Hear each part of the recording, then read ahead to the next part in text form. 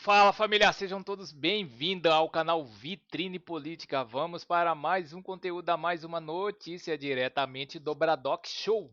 Essa matéria expõe o abismo da esquerda no Brasil. Essas informações vêm do Bradock Show. Assistam este conteúdo até o final e vamos deixando os créditos para o Bradock Show na plataforma. Se você não é inscrito nesse canal, se inscreva e deixe seu like, porque isso faz uma enorme diferença para nós aqui na plataforma e para que este conteúdo chegue a mais pessoas. E não se esqueça também de deixar o seu comentário e de dizer de qual cidade você vê esta matéria. E para você ter mais informações, não deixe de ativar o sino para você ficar informado sobre tudo que acontece na política do Brasil e do mundo. Sem mais enrolações, vamos à matéria. Marcelo, nós vimos o resultado da eleição no Chile esse domingo, dando aí uma vitória bem acachapante até para a direita. A candidata comunista do Boric ficou com 26%, esperavam até mais, de 30%, enquanto que o Cast, que é o Bolsonaro chileno, ficou com 24%, mas aí terceiro, quarto, quinto colocado, tudo de direita. Então já tem aí mais de 10 pontos à frente para o segundo turno o candidato da direita. E uma das pautas mais importantes foi segurança pública. Acreditem se quiser, o Chile tem indicadores bem melhores que a vizinhança, mas as coisas pioraram na margem bastante com o governo esquerdista do Boric, e isso foi uma pauta das mais sensíveis para a eleição.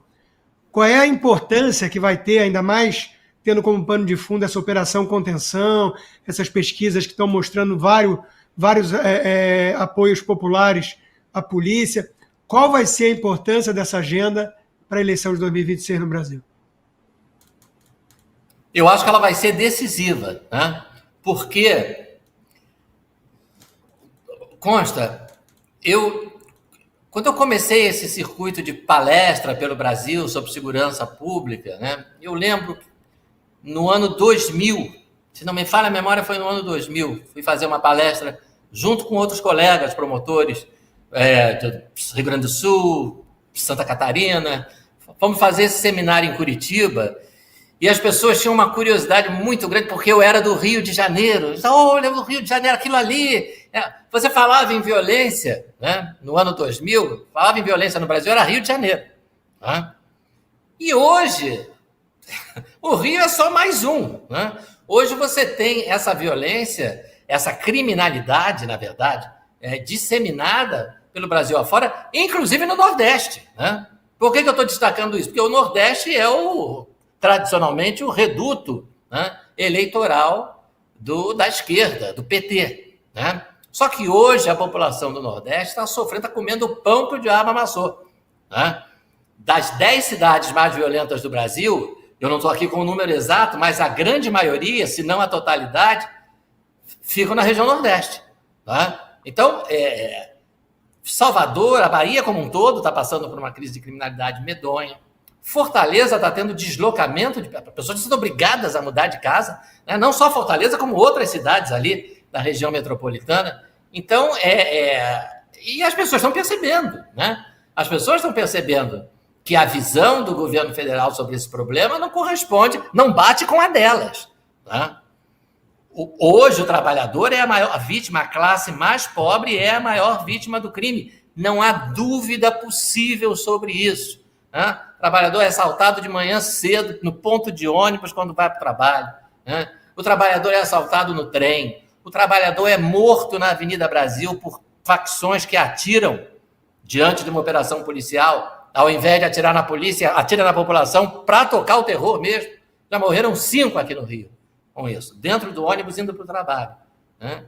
Então a população não quer saber de tratar esse bandido como vítima da sociedade ou coisa parecida. Não quer saber de privilégio, benefício, redução de pena.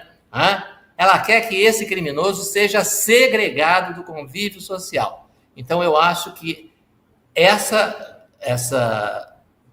postura, que é a postura dos setores mais à direita, não é absolutamente a postura da esquerda, eu acho que a população já compreendeu. Eu acho não, eu tenho certeza que grande parte, a maior parte da população já compreendeu qual é o lado que tem essa postura, qual é o lado que tem essa visão oposta.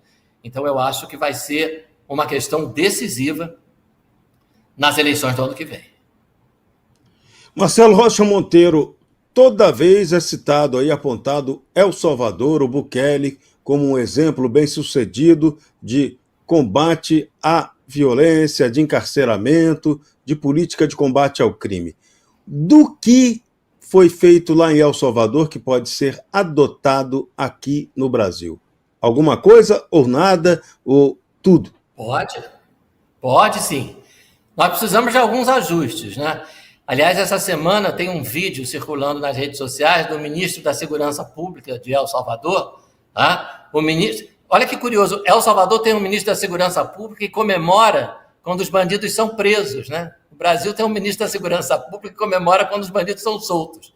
Então ele estava comemorando o fato de terem transcorrido 1.060 dias, exatamente 1.060 dias, com 0 homicídio, gente. Zero. Era um país que o que tinha de homicídio em El Salvador, proporcionalmente... El Salvador, naturalmente, é um país pequeno, né? Mas em termos de homicídio por 100 mil habitantes por ano, era recordista. Era pior do que o Brasil. E olha que as taxas do Brasil são impressionantes.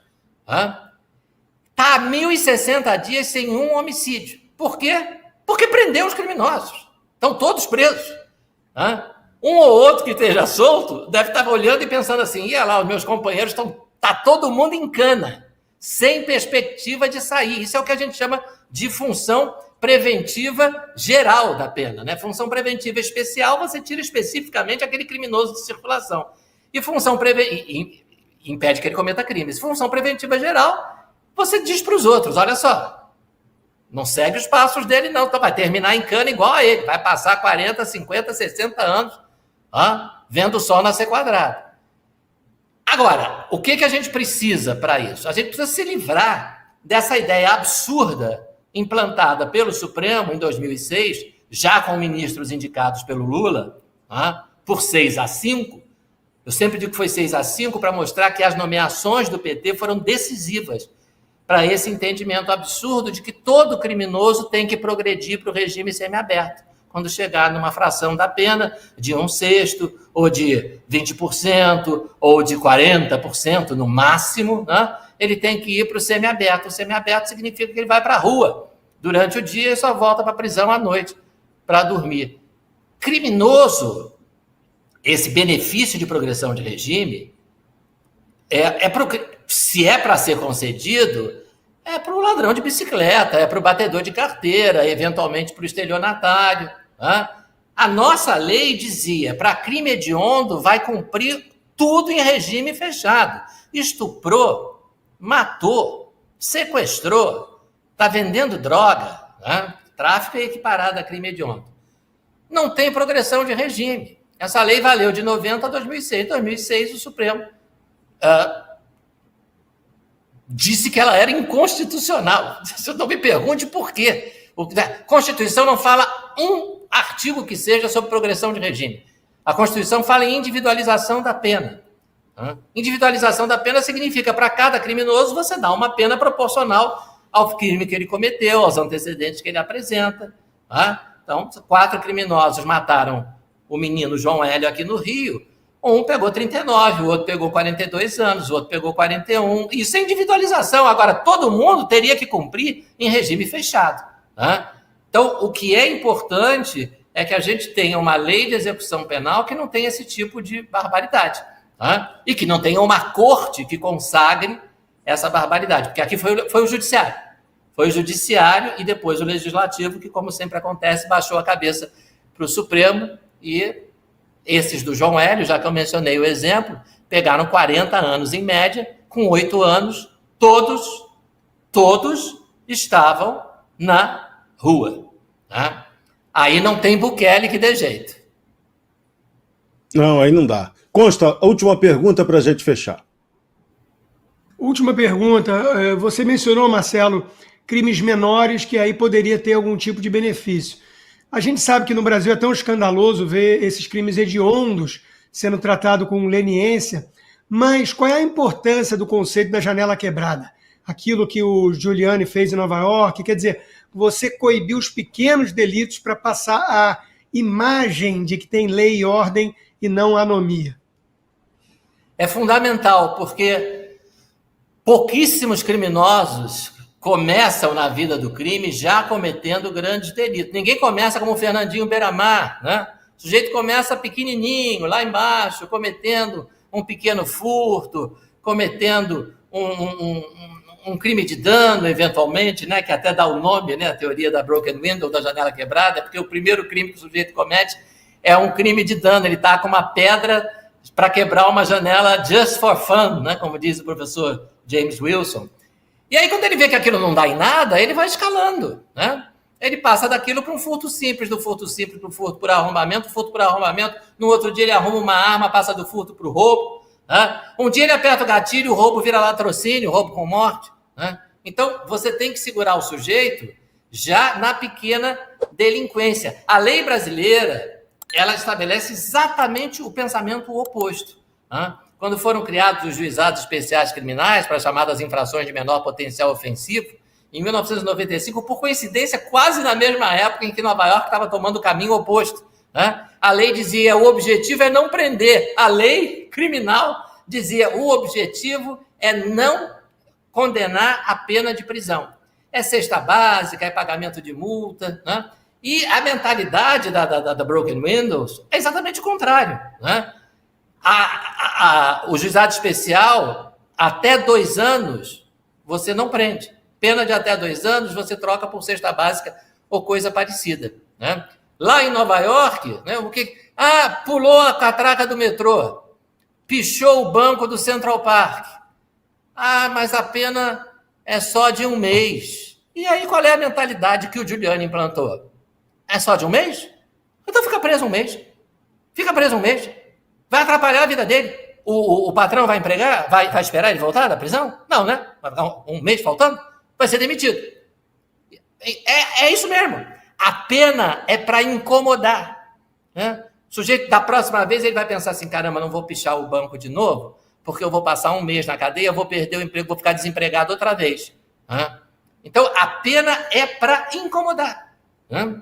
Pena, a gente não usa muito em português a palavra com esse sentido, né? Mas pena quer dizer dor, né? Em inglês até dá para perceber, né? Pain, né? Então, é para doer, é para incomodar, que é para o sujeito da próxima vez dizer não, né? Eu não vou fazer porque me prejudicou, né? Fiquei 30 dias. No Brasil, você absolutamente não cumpre essas penas. Essas penas menores, não cumpre nem as maiores, né? Que dirá as menores. Então, a impunidade é o grande fator, né, que tem contribuído ao longo, pelo menos das últimas 4 décadas, para aumentar os nossos índices de criminalidade, e o problema, como você falou, começa com as infrações menores. E vamos para mais notícias no site Conexão Política. Editorial: não foi a Alemanha que humilhou o Brasil. A fala do chanceler alemão foi dura, direta, quase cruel para quem ainda insiste em acreditar que fantasia de país potência, mas foi verdadeira. E verdade no Brasil sempre dói mais do que deveria. Quando Friedrich Merz disse que em Berlim que nenhum dos jornalistas alemães quis ficar no Brasil e que todos estavam felizes por ter voltado para a Alemanha, o incômodo não está na frase, o incômodo está na realidade que a frase traz. O Brasil se tornou uma caricatura de si mesmo por causa dos seus próprios políticos, uma casta que vive distante do povo, blindada em gabinetes protegidos por seguranças, movendo-se entre jatinhos, assessores e palácios. Uma elite institucional que olha para um país como quem observa um território estranho habitado por gente descartável. O brasileiro comum vive como rato em um labirinto mal planejado, tentando sobreviver aos esgotos a céu aberto, ao transporte público sucateado, às escolas sem estruturas e aos hospitais que funcionam à base de improviso.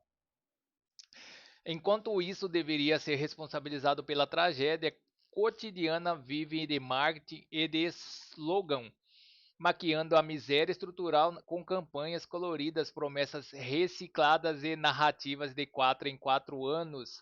O ciclo se repete como metástase. A cada eleição, tumor cresce e ganha novos braços, novos rostos, novas justificativas e o corpo do país continua necrosando.